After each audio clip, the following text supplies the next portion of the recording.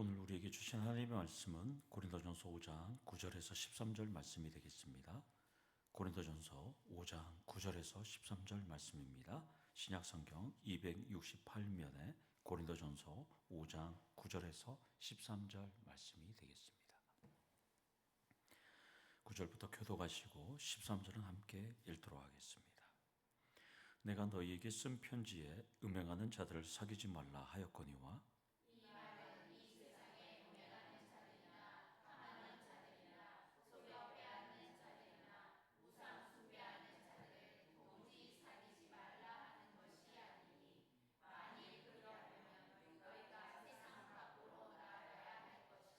이제 내가 너희에게 쓴 것은 만일 어떤 형제라 일컫는 자가 음행하거나 탐욕을 부리거나 우상 숭배를 하거나 모욕하거나 술 취하거나 속여 빼앗거든 사귀지도 말고 그런 자와는 함께 먹지도 말라 함이라.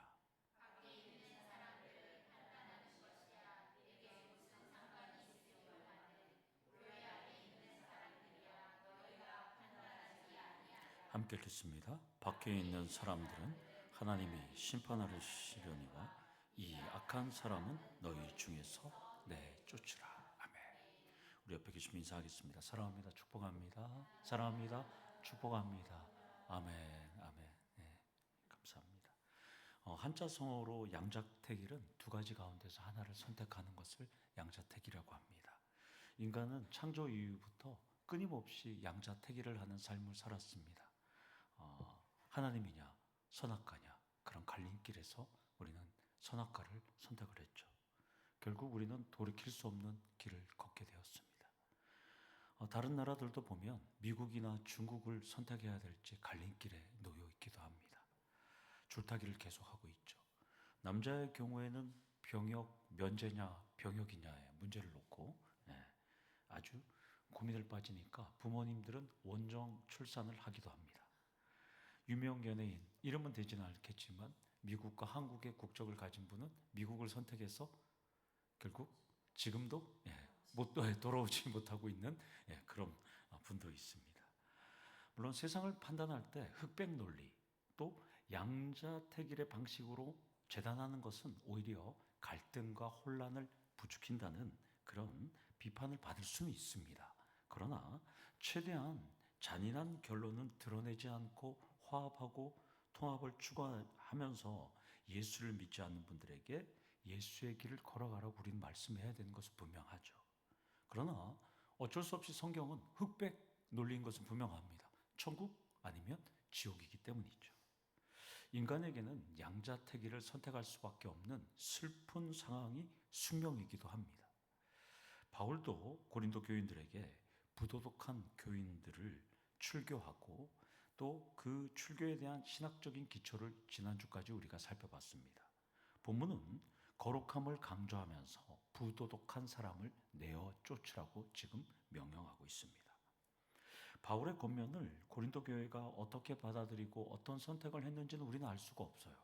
그러나 우리는 본문을 통해서 하나님의 뜻을 살펴보는 시간을 갖도록 하겠습니다.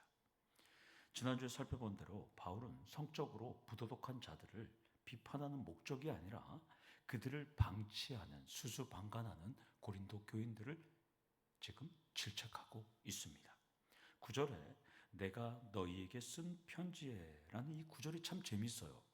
여기서 쓴이라는 이 헬라어 에그랍사는 내가 쓴다가 아니라 실제 과거에 내가 썼다 이런 뜻이에요.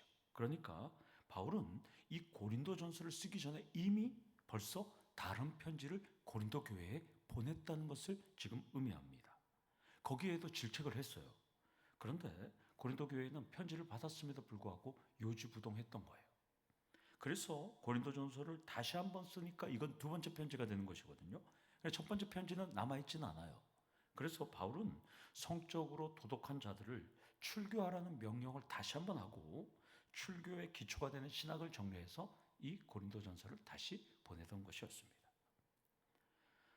앞선 편지는 현존하지는 않아요. 그러나 고린도 교인들은 지금 앞선 편지의 내용을 다 알고 있어요. 이게 두 번째 편지인지는 다 알고 있어요, 지금. 그리고 바울이 왜 지금 이렇게 질책하고 있는지, 왜 이렇게 흥분하고 있는지 다 알고 있어요. 그때 바울은 이렇게 말합니다. 음행하는 자들을 사귀지 말라 하였거니와, 이렇게 말씀합니다. 여기서 사귀다라는 시나나미, 그니스타이라는 이 헬라어 단어는 이중적인 뉘앙스가 담겨 있어요. 1차적으로는 사회적인 친밀함, 그들과의 친밀함을 의미하고요. 2차적으로는 접촉을 의미합니다. 그러니까 그들과 친밀하게 지내면서도 그들과 함께 접촉했다.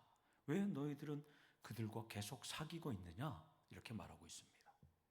따라서 오늘 이 본문 단어 하나만 보더라도 교인들의 사귐은 단순히 알고 교제를 나누는 것이 아니라 피를 나눈 형제와 같이, 가족들과 같이 친밀함 그 이상을 나누는 것을 의미합니다.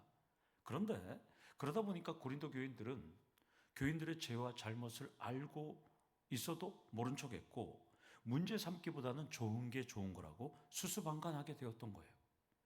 물론 우리 이런 말이 있죠. 사연 없는 무덤 없고 처녀가 애를 낳아도 할 말은 있다, 이렇게 되는 것이죠. 이런 농담처럼 고린도 교인들을 우리가 나중에 천국에 가서 만나면 그때 왜 그렇게 했어요? 라고 물어보면 다 할 말들은 있을 거예요. 다 저마다. 어떤 교인들은 이랬죠. 그 사람들 우리가 회개하도록 기도했어요. 말하려고 했는데 기회가 없었어요.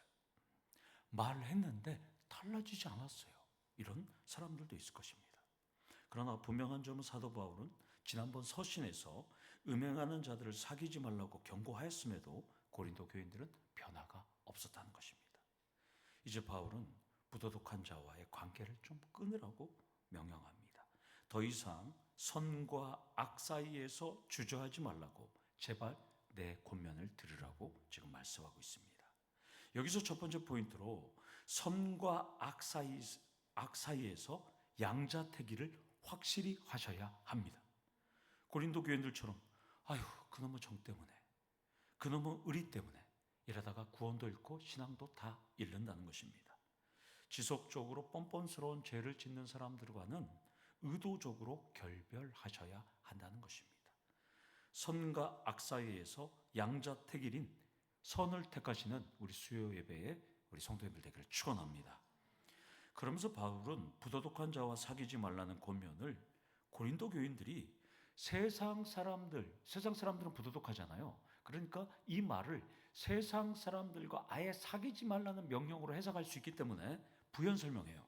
바울은 이 말은 거룩한 공동체 안에 악을 행하고 부도덕한 사람들과 사귀지 말라는 것이지, 밖에서 부도덕한 사람들을 만나는데 그 사람들하고 사귀지 않을 수가 없잖아요. 여러분들이 속한 일터에서. 그러니까 그것이 아니라는 거예요.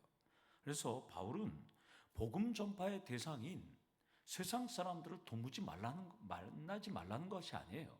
그러니까 너희들이 세상 사람들과 같이 안 지내려면 너희들이 세상 밖으로 떠나야 돼. 죽어야 된다는 거잖아요, 결국. 그러니까 사도 바울은 그들과 만나는 것은 어쩔 수 없다. 대신 교회 공동체 안에 있는 악과는 만나지 말라, 이렇게 말하는 것이죠. 10절에 세상이라는 이 코스모스라는 단어가 10절에 2번 나옵니다. 본문을 보면 세상은 음행하는 자들도 있고요, 세상은 탐하는 자들도 있고 속여 빼앗는 자들도 있고 우상 숭배하는 자들도 있다, 이렇게 말하고 있습니다. 세상은 복잡하고 어려운 요지경이라고 말씀하고 있습니다. 그런데 하나님의 자녀들은 그런 세상을 떠날 수 없음을 지금 숙명이라고 전제하고 있습니다. 따라서 우리는 어쩔 수 없이 여러분들이나 저나 세상의 더러운 이익을 탐하고 속이고 미신과 다양한 중독에 빠진 사람들을 어쩔 수 없이 우리는 만날 수밖에 없어요. 우리 운명이 그래요. 또한 그들을 얼굴을 맞댈 수밖에 없어요. 여러분들, 만약 여러분들이 그들을 만나지 않으려면 어디로 가야 돼요? 기계나 신강 산꼭자기 들어가서 자연인처럼 혼자 사시면 돼요. 네, 그들을 만나기 싫으면. 그러나 우리는 어쩔 수 없이 오늘도 그런 사람들을 만나면서 살아오셨을 거예요. 오늘도 만나셨을 거예요, 여러분들. 그러니까 우리는 세상 속에서 유일하신 참 하나님과 그분이 보내신 자 예수 그리스도를 전하려면 어쩔 수 없이 부도덕하고 미신과 또한 더러운 이익을 탐하고 속이고 또한 다양한 중독에 빠진 사람들을 우리는 끊임없이 만날 수밖에 없다는 것입니다. 따라서 우리는 세상 속에 섞여 살더라도 나 혼자만의 세계를 살아가면 안 되는 거예요. 순전함과 진실함으로 복음을 전하면서 그들과 함께 어울려서 살아가긴 살아가셔야 한다는 것입니다.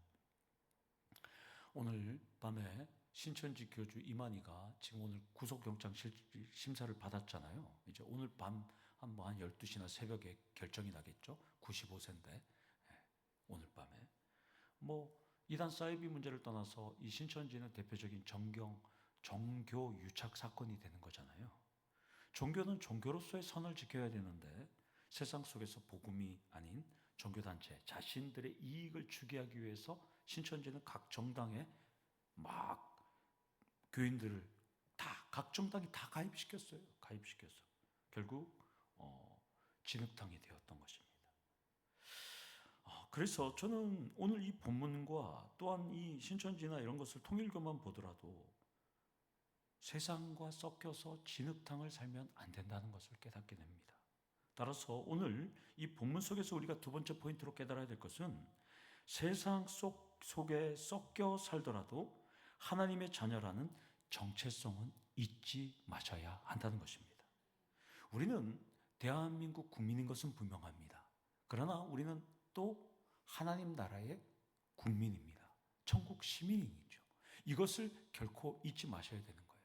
세상 사람들은 그냥 대한민국 국민으로 살아가지만 우리는 대한민국 국민이기 전에 또 하나님 나라의 국민, 하나님 나라의 시민이라는 것을 절대 잊지 마셔야 한다는 것이죠.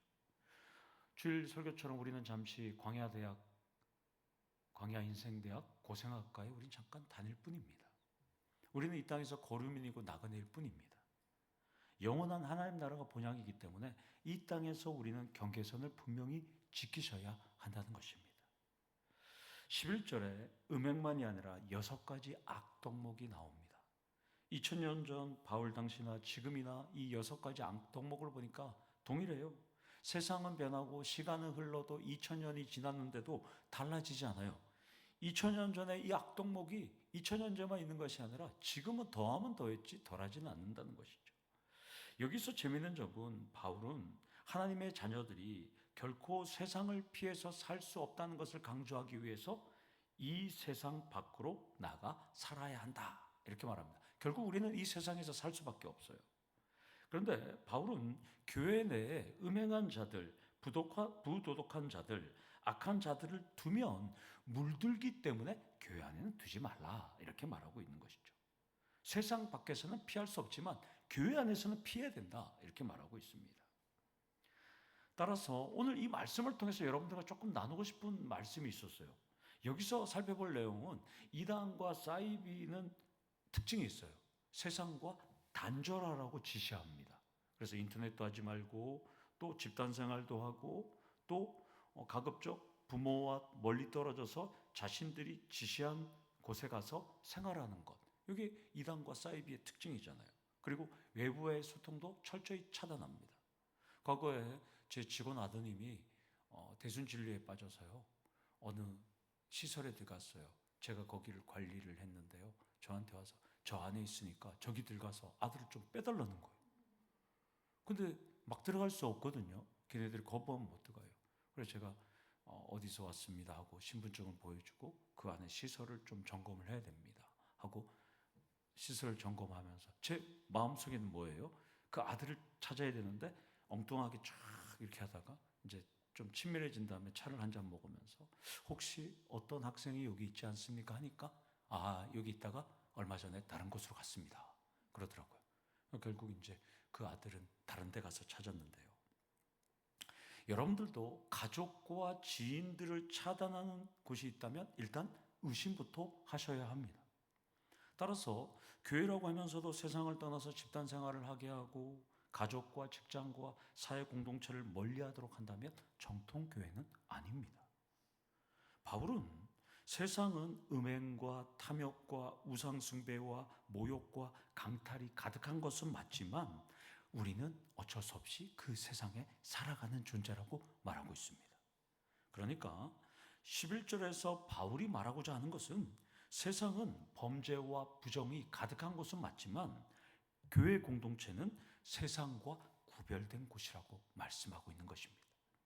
비록 세상은 음행과 탐욕과 우상숭배와 모욕과 강탈과 또 다양한 약물의 취함 속에서 버타고 살아가고 있지만 교회 공동체는 넘지 말아야 할 경계선이 있다고 지금 말씀하고 있습니다. 따라서 여기서 세 번째 포인트로 교회 공동체는 세상이 넘지 못하는 경계선이 있어야 합니다. 세상이 넘을 수 없는 것이 있어야 돼요. 경계선은 세상의 탐욕도 모욕도 강탈도 폭력에서 흔들리지 마셔야 합니다. 초대교회 신앙의 선배들은 신앙의 순결을 지키기 위해서 돌에도 맞고 톱으로 켜서 죽기도 하고 또한 칼로 죽임을 당하기도 하고 끝까지 버티면서 경계를 지켰습니다. 사랑하는 성도 여러분, 신앙의 경계선을 지키시기를 원합니다. 바울은 교회 안에 어떤 형제라 일컫는 자가 음행하거나 탐욕을 부리거나 우상 숭배를 한다면 11절 하반절에 이렇게 말씀합니다. 사귀지도 말고 함께 먹지도 말라, 이렇게 말합니다. 여기서 다시 한번 동사가 나오는데요. 에그랩사, 내가 쓴, 이것은 과거의 편지인지 앞에서 언급된 내용인지는 알 수는 없지만 바울은 내가 썼던 대로 행동할 것을 지금 요청합니다. 그러나 고린도 교인들은 바울이 첫 번째 썼던 것대로 행동하지 않았습니다. 오히려 바울을 우습게 여기고 자신들의 지혜와 은사를 자랑했습니다. 고린도 교인들은 부도덕한 범죄를 저지른 자와 교제도 나눴고 식사도 나눴고 심지어 그리스도의 성만찬도 나누었습니다. 그러니까 바울은 격분할 수밖에 없었어요. 여기서 바울은 고린도 교인들에게 질문을 하기 전에 제가 설교하면서 고린도 교인들에게 질문을 던졌어요. 범죄한 자들을 위해서 기도도 했고 권면도 했을 텐데 왜 냉정하게 제지하지 못하셨나요? 제가 한번 질문을 던져봤어요. 고린도 교인들에게. 성도님들은 어떻게 생각하세요? 왜 부도덕한지를 알면서도 왜 그들을 냉정하게 제지하지 못했을까? 성도님들은 답은 잘 알 것 같아요. 왜 냉정할 수 없었을까요? 예수 안에서 한 가족이라고 생각했겠죠. 같이 복음을 듣고 믿고 기도하고 예배드리고 함께 하니까. 밖에 나가서 짓는 죄는 자기가 알아서 하고 우리 같이 밥 먹고 식사하고 예배드리고 기도하고 같이 순모임하고 같이 놀러가고 같이 주일 예배드리고 헌신하고 또 같은 직분이고 같이 하니까 어쩔 수 없는 것이죠. 우리가 이 성경을 읽으면서 그들을 비판한다고 하지만 우리 자신을 돌아봐도 참 어렵잖아요. 맞죠? 여러분들. 우리가 만약에 그런 사람들이 여기 있다면 우리가 뭐라고 할 수가 없잖아요. 그게 참 답답하지만. 그런데 바울은 6가지 악독목에 빠진 자와 사귀지도 말고 먹지도 말라고 말씀하고 있어요. 동이 서에서 먼 것 같이 우리의 죄가를 우리에게서 멀리 옮기셨다는 시편 102편 103편 12절 말씀처럼 내가 동이라면 악에서 빠진 자는 어디가 돼야 돼요? 서가 돼야 되겠죠. 여러분들. 철저하게 교회 공동체 밖에 있는 자로 다뤄야 한다고 바울은 지금 권면하고 있습니다. 이 말씀을 들었던 1차 청중이었던 고린도 교인들은 다 하늘나라에 있어요. 중요한 점은 오늘 2020년도를 살아가는 우리가 오늘 어떻게 이 말씀을 받아들이냐가 문제인 거잖아요, 사실. 따라서 오늘 이 말씀은 우리에게도 권면합니다. 나의 가치관, 나의 경제관, 나의 주관, 나의 세계관, 나의 도덕관, 나의 철학관. 이 아니라 성경적인 세계관에 따라서 해석하고 적용하고 실천하라고 명령하고 있다는 것입니다. 여기서 네 번째 포인트로 악과는 타협이 아니라 신앙의 절대 원칙이 있어야 합니다. 물론 이렇게 살아가려면 여러분들은 악이 가득한 세상에서 눈밖에 날 수밖에 없어요. 승진도 꼬일 수도 있어요. 단골도 끊길 수도 있어요. 매출액도 반토막 날 수도 있어요. 그러나 악과는 사귀지도 말고 먹지도 말기를 소망합니다. 아멘. 12절에서 13절을 보면 바울은 나는 교회 공동체 밖에 있는 사람들에게는 관심이 없다고 말씀합니다. 바울의 관심은 공동체 안에 있는 악한 사람이에요. 그러면서 바울은 공동체 밖에 악한 사람들 하나님께서 심판하시니까 나는 상관없다는 거예요. 지금 바울은 공동체 안에 있는 악한 사람을 어떻게 해야 될지에 관심이 있는 거예요. 그래서 하나님이 밖에 사람들을 심판하기 때문에 그것은 나의 일도 아니고 고린도 교회의 일도 아니라는 거예요. 하나님의 일이라는 거예요. 우리는 지금 안의 일만 집중하자고 지금 말씀하고 있습니다. 12절에서 13절은 수사 의문문으로 두 가지 질문을 하고 답이 나옵니다. 첫 번째 질문은 이거예요. 12절 상반절이 나옵니다. 밖에 있는 사람들을 판단하는데 무슨 관련이 있느냐, 이런 질문이에요. 답은 13절 상반절에 나와요. 밖에 있는 사람들은 하나님이 하시려거니와, 이렇게 말합니다. 그러니까 불신자들에 대한 사법권은 하나님께 있다, 이렇게 말씀합니다. 그러면서 두 번째 질문은 12절 하반절에 교회 안에 있는 사람들이야 너희가 판단하지 아니하겠느냐. 그러니까 교회에 있는 안에 있는 사람들의 판단은 너희가 해야 되는 거 아니냐, 이렇게 말하면서 답은 13절 하반절에 나옵니다. 교회 안에 악한 사람은 너희 중에서 내쫓으라, 이렇게 말씀합니다. 바울은 교회 안에 있는 악한 자의 판단과 질서를 유지할 책임이 고린도 교인들에게 있다고 지금 말씀하고 있습니다. 여기서 판단하다라는 이 헬라어 크리노는 영어로 저지로 번역이 됩니다. 그래서 구별, 판단, 심사, 결정, 재판, 이란 뜻이에요. 그래서 바울은 공동체 안에서의 질서와 역할을 지금 강조하고 있다는 것이죠. 공동체는 사랑을 나누고 친교를 나누고 서로를 위해 기도하고 격려하고 위로하는 것도 있지만 반면에 죄에 대한 판단과 조치도 있어야 한다라고 사도 바울은 말씀합니다. 그래서 13권의 바울 서신 중 내쫓으라, 이 헬라어 엑사이로는 13권의 신약 성경 중 바울 서신 중 여기에서 유일하게 나오는 단어입니다. 이 엑사이로는 제거하다, 없애다, 치워버리다, 이런 뜻입니다. 이 말씀은 신명기 13장 5절에 보면 악은 너희 중에서 악을 제할지니라, 이렇게 명령하는 말씀하고 아주 유사한 명령입니다. 바울은 악한 자를 암덩어리로 본 거예요, 교회 안에. 그래서 관용하지 말고 제거하라고 명령하고 있습니다. 여기서 마지막 다섯 번째 포인트로 어렵지만 악은 관용하지 말고 제거하셔야 한다는 것입니다. 암도 더 커지기 전에 항암 치료가 해야지 전이가 되면 손을 못 쓰잖아요, 여러분들. 또한 암을 제거하는 것도 어려운 수술인 것은 분명해요. 교회 안에 악을 제거하는 것도 어려운 점인 것은 분명해요. 그러나 악은 어떤 모양이라도 버리시는 우리 성도님 되기를 축원합니다. 2020년 골든카드 페스티벌 행사를 잘 마쳤잖아요. 그래서 내년에는 또 누구를 초청해야 될까 기도하고 고민하는 중에 제가